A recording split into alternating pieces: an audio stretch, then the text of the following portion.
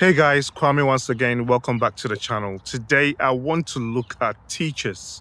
So recently I've had few inquiries about teachers that are living in Africa that wants to migrate to Australia. Whether you want to move as a skilled migrant, as an early childhood teacher, as a primary school teacher, or secondary school teacher, please watch this video. I'll basically give you guys the overview, okay, in regards to the process. Before we get into the video, once again, I'm not a registered migration agent, so please use any advice in this video as general advice only. Let's go.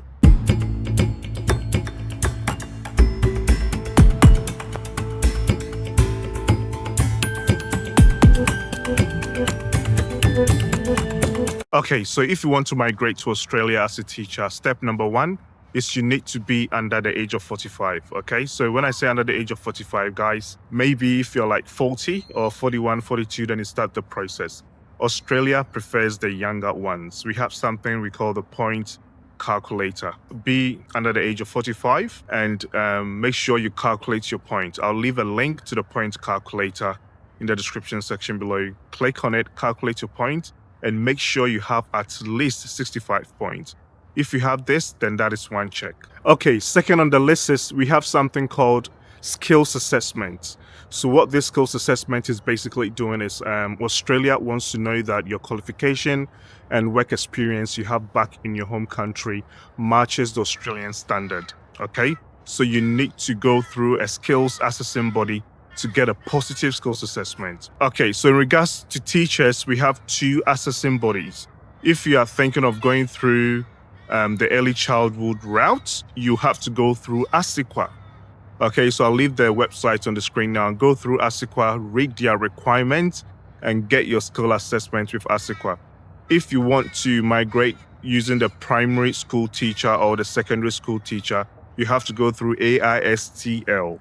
Okay, I'll leave a link, go through them and get a positive skill assessment.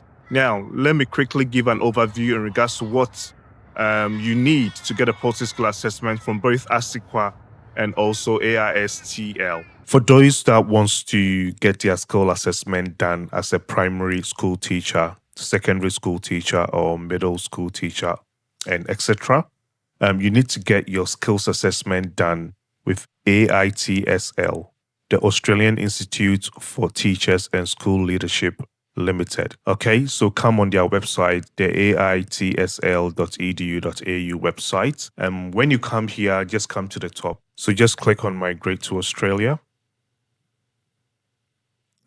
All right, so when you click on it, just come down here. Okay, we have before applying. Go read more. And I want you to take your time and read. They've got a step 1, step 2 process here. And the most amazing thing is they've got a PDF file here for each section. So let's say if you're a primary school teacher, what you basically have to do is to click on the primary school teachers link here. And this will open a PDF file. And this will basically give you the summary, of all the documents that is required, okay? So what you need to get your positive skills assessment done as a primary school teacher. Okay, so to summarize, if you are targeting the primary, middle school, secondary school, and the rest, you first need the qualification. So let's say a qualification in education in your home country. And the qualification should have gone for at least 4 years. Okay, so if you studied for 2 years, 3 years, you will not meet the requirements. So you should have studied in your university, at least bachelor's of education in your university for at least 4 years. And your university too, they'll have to compare it to the Australian Education Framework, which is AQF level 7. Okay, so that's first take. When you were also undertaking your studies too, we have something called teaching practice. You should have undergone at least 45 days of supervised teaching training. All right, so this should be done when you were basically undertaking your degree. All right, so this is really, really important. I see most people that will have the qualification, but they don't have this. If you don't have this, at least 45 days of supervised teaching, you do not meet the requirements. This is where most people, especially most people from Africa, they are going to get caught, okay? if you did your Bachelor's of Education studies at least for 4 years in any of these countries, Australia, New Zealand, UK, USA, Canada, I repeated USA and Ireland, okay, you do not need to provide any English language, okay, as long as you studied at least 4 years. But if you didn't study in any of these countries listed here, if you do not study in any of these countries listed here, then you need to go and search for IELTS academics. Again, only IELTS academics and nothing else. With the IELTS academics, you need an overall score of 7.5. And when it comes to the component to reading, you need at least 7 minimum. Writing, you need at least 7 minimum. Speaking, you need 8. Listening, you need 8. They do this because you are coming here to teach Australian kids. All right. So you need your speaking and your listening needs to be on point.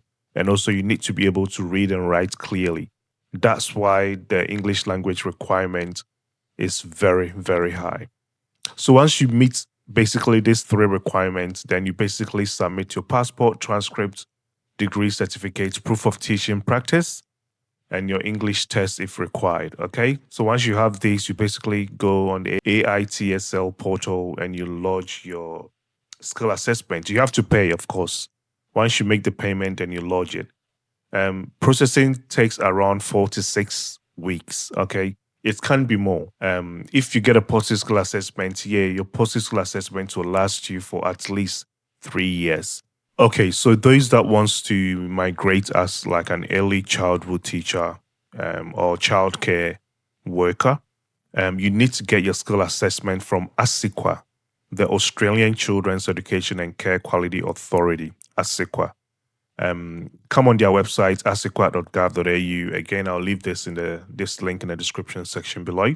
So when you come on their website, they've got all their, their information on their website. So basically come to the qualifications and you have a lot of links here. All right. So you will be targeting the apply for migration skills assessment.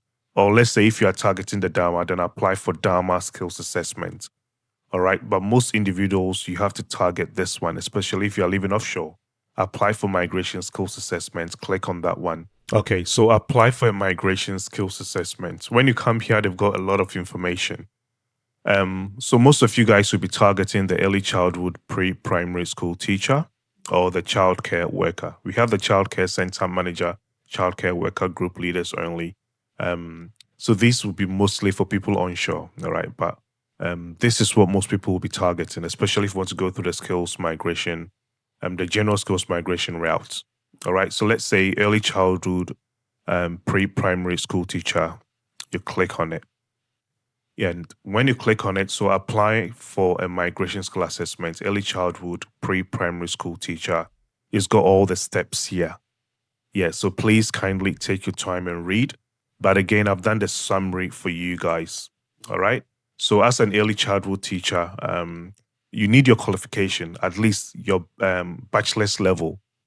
And your qualification needs to be ACECQA approved. If it isn't, they'll take their time and they'll go through your qualification and they'll check the equivalency, all right, to the Australian framework.